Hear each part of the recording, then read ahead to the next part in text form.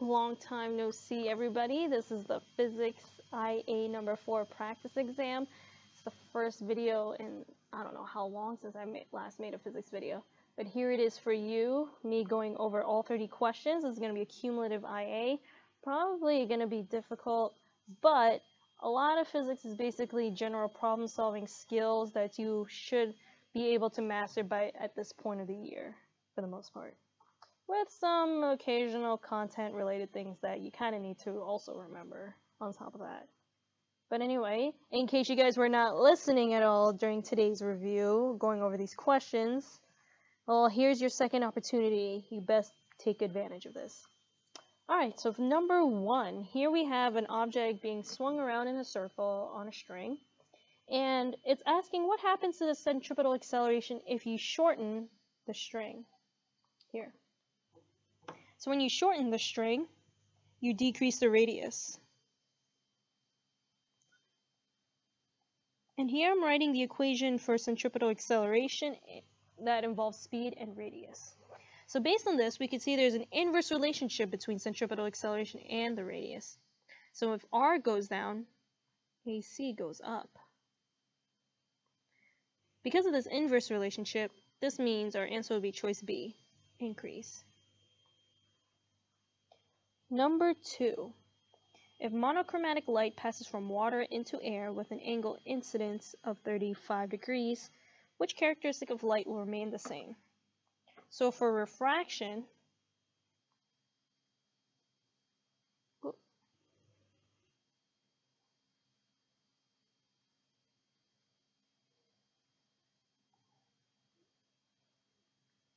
there are 3 things that change. As n goes up,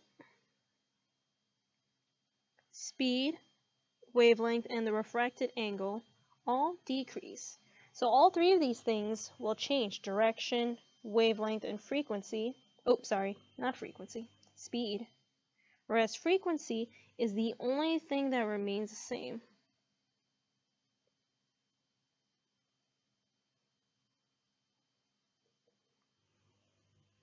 Okay. So in that case, our answer is choice A. Question 3. A 72 kilogram student climbs a ladder vertical distance of 4 meters in 8 seconds. 72 kilograms is the mass. How much work? What's the total work done? Number 3, work is equal to force times distance.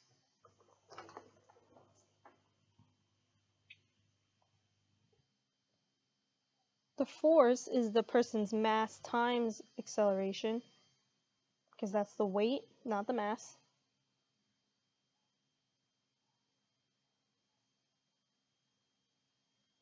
Times our distance of 4 meters.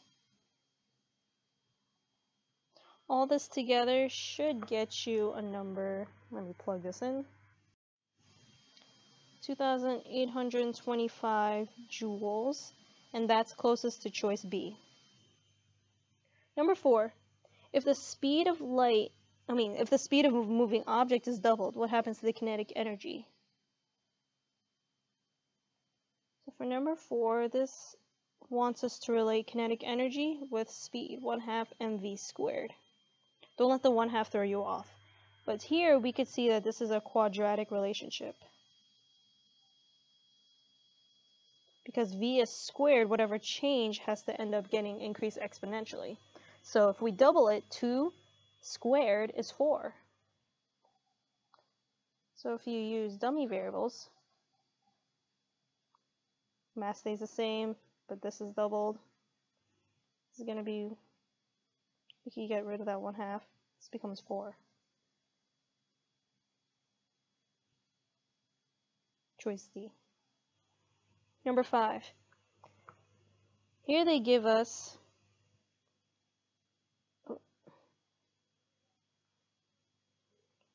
watts, which is power, and the force, and we're looking for speed. So for number 5, I'm going to do this up here in the top right corner, because power is watts. Force is newtons. speed is unknown, so we got to use p equals f times v.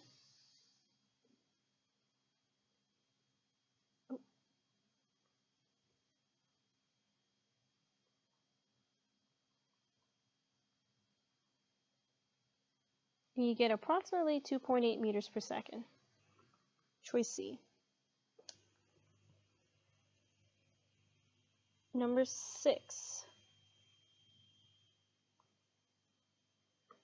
An electromagnetic AM band radio wave could have a wavelength of what? So this requires us to use a reference table. Okay, so I pulled this up so you could see the EM wave spectrum that's in your reference table. This is because we're focusing on AM band radio waves. Radio waves are over here, and we're looking at the AM band. And in terms of wavelength, we have to look at these values: 10 to the second and 10 to the third. So 10 to the second is 100, and then 10 to the third is 1,000. So our wavelength could be somewhere between 100 and 1,000. The only answer choice that fits that is choice C, which is in between 100 and 1,000. Get rid of this table. Number 7. The diagram below shows a light ray striking a plane mirror. What is the angle of reflection? So for reflection, this incident light ray will bounce off and reflect at the same exact angle it arrived at.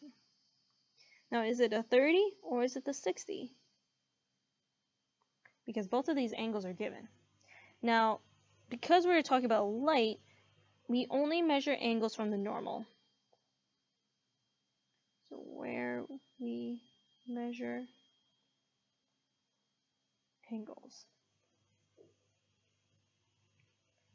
So if it's from the dashed normal line, then it has to be 60 degrees. That's our answer. Alright, number 8. Which pair of graphs represent the same motion? So I can tell you right off the bat it's not choice D, because these represent two different motions, even though the graphs look exactly the same. This one's positive velocity, constant velocity, and this one's a velocity that's changing, it's increasing. So this one's acceleration. Now looking at choice C, this one is at rest, and this one is accelerating. So it can't be C. It can't be B either, so it has to be A. Because this one we already know is positive constant velocity. And then here, the velocity is also staying constant for the second graph. So it has to be choice A.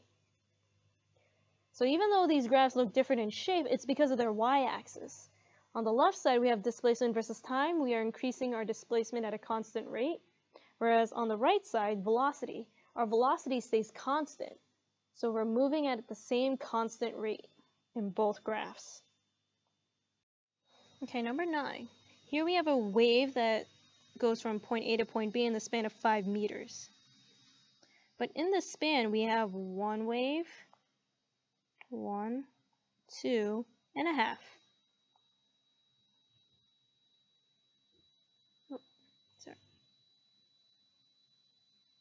We have 2.5 waves in 5 meters. So in order to figure out a wavelength, that has to be 5 meters divided by 2.5 waves. And we get 2 meters. It would also make sense that this whole thing is 2 meters. Because it's a little bit less than half, but definitely more than a meter. Okay, number 10. Which color of light has a wavelength of 5 times 10 to the negative 7 meters in air? So this requires us to calculate for frequency, because that's the only way we can identify colors of light, is by their frequencies. So I'm going to pull up the reference table again. And so this is your electromagnetic wave spectrum. Here the colors are given to you, and they come in different frequency ranges. Only frequency identifies them for our reference table. So if we find the frequency, we could identify the color. And the only way we could solve for it with a wavelength is by V equals F lambda. So the speed we know in the speed of light in air or vacuum is the same. 3 times 10 to the 8th meters per second equals F times the lambda of 5 times 10 to the negative 7 meters. Okay. We get that frequency is equal to 6 times 10 to the 14th hertz. If you do the math. Because 3 times 10 to the 8th divided by 5 times 10 to the negative 7 gets you 6 times 10 to the 14th. Looking at this, where does 6 times 10 to the 14th fall under? Since they're all to the 14th, it's definitely not here, here, but it lies in between green's range of 6.1. Sorry about that interruption, but here our color is going to be green since 6 falls in between these two numbers. So our answer for that question will be choice B, green. Okay. Okay, for number 11, the magnitude of the momentum of an object is 64 kilogram meter per second. If the velocity is doubled, what happens to the magnitude of the momentum? Alright, so originally we have 64 kilograms per meter per second as our momentum, so P is equal to 64. And we're seeing what happens to the momentum when the velocity doubles. So the relationship between momentum and velocity is linear, P equals mv. And if you double v, this as a result also doubles P. So if we start with 64, that means our new momentum will be C 128. Number 12, here we have a series circuit. And in a series circuit, we have the same current throughout.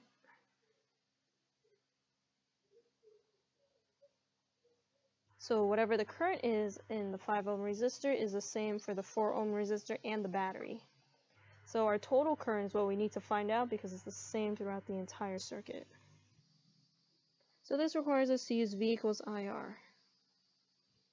9 volts is our voltage, I is what we're looking for, it's the same throughout the entire circuit, and R, we need to use the equivalent resistance, and in series, you just add them up.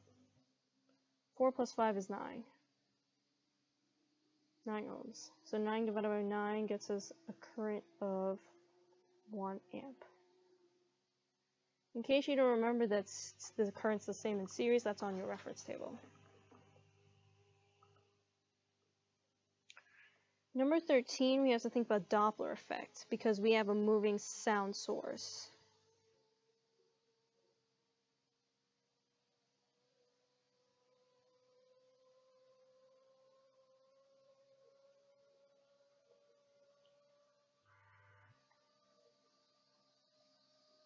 Okay, so what happens in the Doppler effect? You have this moving sound source to the right, and it condenses the wavelengths together as it moves towards it. But as it moves away, the wavelengths widen out. So as a result, frequency increases as you move towards, but wavelength shortens. Moving away, frequency decreases, but wavelength increases. We also have to tie this in with pitch. Frequency of sound waves is related to the pitch. They're equivalent to each other. Now, how do we know if it's moving away or towards? The car approaches the pedestrian. So it's moving towards, so we have a higher frequency and a higher pitch. Choice. Number 14, we now have a parallel circuit. And in parallel circuit, voltage is the same between branches.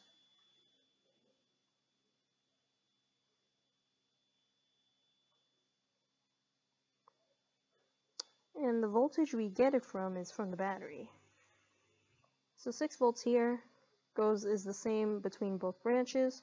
So we can cross off choice A and B because they're not the same.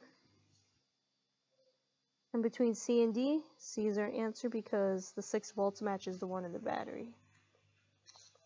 Number 15. Here we have the magnitude of the electrostatic force of A due to B. So B is pushing on A, 2.4 newtons. Now what is the force on B due to A? It's the same thing, exact thing, because of Newton's third law.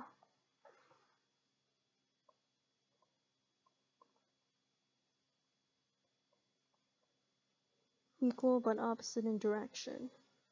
You're also not changing anything about this scenario.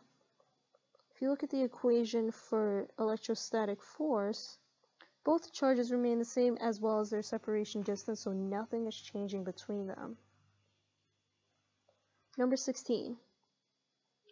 We have a steel block that's 300 kilograms on a steel table. Right now it's at rest. We need to figure out what force F we need to push it into motion. But what's holding it back is friction. These two are equal but opposite because it's in equilibrium. So we need to solve for the force of friction with this equation, mu times Fn. Mu is what we need to look up on the reference table. Now because it's at rest, it's static friction. So we're going to use that 0.74 value that you find for steel on steel, and the normal force is the same as the weight, mass times 9.81. Whatever number you get, it should come out to about 2,220 newtons by approximately. Number 17 wants us to calculate gravitational potential energy. This one is just PE equals mgh, where mass is 75 kilograms, g is 9.81, and the height is 3 meters. Multiply that all together, you should get approximately 2,207 joules, which is choice B. And then number 18 on this last question of this page, we are focusing on the 8 kilograms of feathers and comparing it to 6 kilograms of lead. It wants us to compare inertia with its mass. Well, both of these are equal to each other. Mass and inertia are the same thing. So the 8 kilogram feathers has more mass, more inertia. So that is choice D. For number 19, we have light traveling in air, incident at an angle of 30 degrees, refracting into corn oil. And we need to figure out what angle it is now, currently, while it's traveling through corn oil. You will not need that frequency. That's useless information. It's more like a formality for us to use n values. And so to relate these two materials with the angle of refraction, we have to use Snell's law. N1 sine theta 1 equals N2 sine theta 2. To look up the n values, air, the n value for air is 1.0. And the angle that goes with it is 30 degrees, sine 30. Now corn oil, you have to look this up on the reference table, also 1.47. And we need to determine that angle that goes with corn oil. So when you solve this out, make sure you know how to use inverse sine, and you should get approximately 20 degrees. Number 20. If a car accelerates uniformly from rest to 15 meters per second over a distance of 100 meters, what is the acceleration? So this is a throwback to kinematics, where VI tells us we're at rest, so that's equal to 0 meters per second. VF is 15 meters per second. Distance is 100, and we're looking for acceleration. We have to use this big 3 equation, the last of them, VF squared equals VI squared plus 2AD. So 15 squared equals 0 squared plus 2 times a times 100. Because vi is square is 0, we could get rid of that. And we get that a is equal to 1.1 meters per second squared. Choice B. Number 21. The average speed of a plane was 600 kilometers per hour. How long did it take to travel 120 kilometers? So this is a constant speed question. V equals d over t. Speed is 600 kilometers per hour.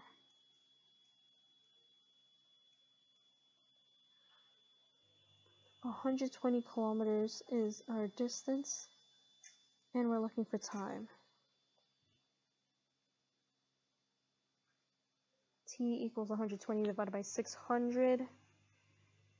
That's 0.2 hours. Choice A. 22, 25 Newton. Weight falls freely from rest from the roof of a building. What is the total distance the weight falls in the first second? So this is kinematics again. It's freely falling, so acceleration is 9.81 meters per second squared. Falling from rest, initial velocity is 0. The time it falls is 1 second, and we're looking for the distance it fell. So we're using this. D equals VIT plus 1/2 AT squared. Solving for D. VI is 0, so this goes away. 1/2 9.81 meters per second squared times 1 second, and that's squared. Distance is then 4.9 meters. Choice C. 23. A 1 kilogram rock is dropped from a cliff 90 meters high. After falling 20 meters, the kinetic energy of the rock is approximately what? Okay, you could do this the long way, using conservation of energy. So it's Kp equals Kef.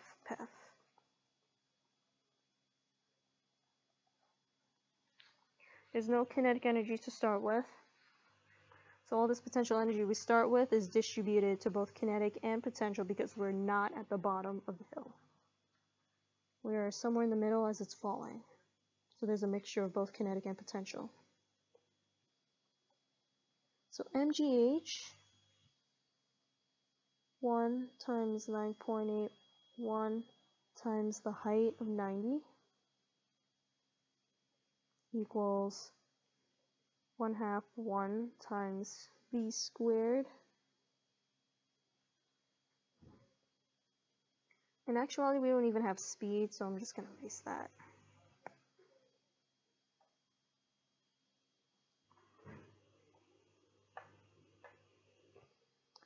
Keep it as kinetic energy plus mgh 1 times 9.81. It fell 20 meters, so it's still 70 meters above the ground. So technically, the difference between here is the equivalent of potential energy at 20 meters above the ground. So this comes out to approximately 200 joules. Choice B. 24. What is the kinetic energy? So Ke equals 1/2 mv squared. 55 times 1/2 times 9 squared.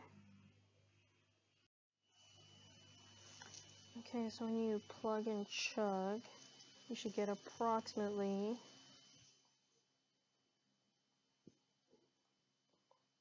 this many joules, and that comes out to approximately choice C. Okay, number 25. What is the magnitude of the average force required to stop the player in 0.65 seconds? This is an impulse question. Now let me pause here so I can erase some ink. Okay, so number 25 We're looking for average force needs to stop the player in 0.65 seconds, given mass and velocity. So this is impulse. J equals F times T equals delta P, which equals M delta V. The last bit of it's not on the reference table, but we're going to use Ft equals M delta V. So the force is what we're looking for. 0.65 seconds is the time. The mass is 75. And the delta V is 6 meters per second to a stop. So that's a negative 6 meters per second because we're slowing down. So all you need to do is plug and chug. 75 times 6 divided by 0.65. And you get 690 approximately newtons. Choice C. Number 26. A beam of light has that much of a wavelength and the frequency has to be... Okay, so we have to solve for this. B equals F lambda. Since it's in a vacuum, we can use the speed of light in a vacuum, because this is EM wave, equals frequency times the wavelength of 1.5 times 10 to the negative 7 meters. Frequency 3 divided by 1.5, that's about 2, so 2 times 10 to the 15th.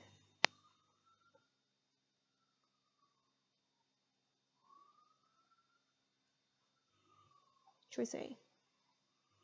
Number 17. If the velocity around a circular track doubles, what happens to the centripetal acceleration? So for 27, AC equals V squared over R. Originally, everything is equal to 1, so this comes out to 1 originally. Now, if we double the speed, then everything quadruples, 4 times greater,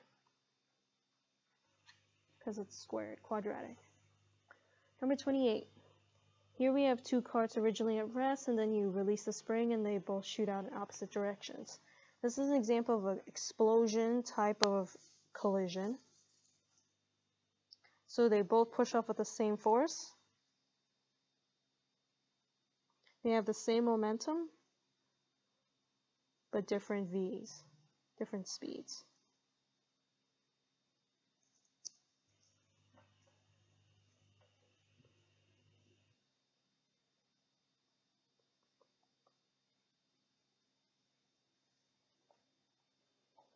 Okay, so we don't know what A is, speed-wise. But we know the momentum has to equal B because they're pushing off with the same force from rest.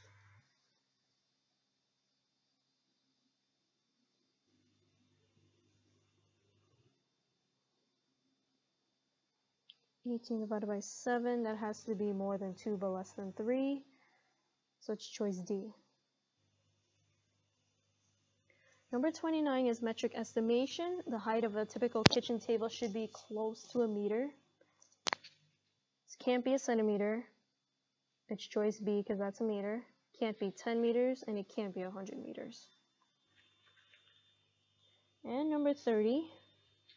If the frequency of the wave is 60 hertz, what's the speed of the wave? And they also show us that this from that point is 6 meters. So there's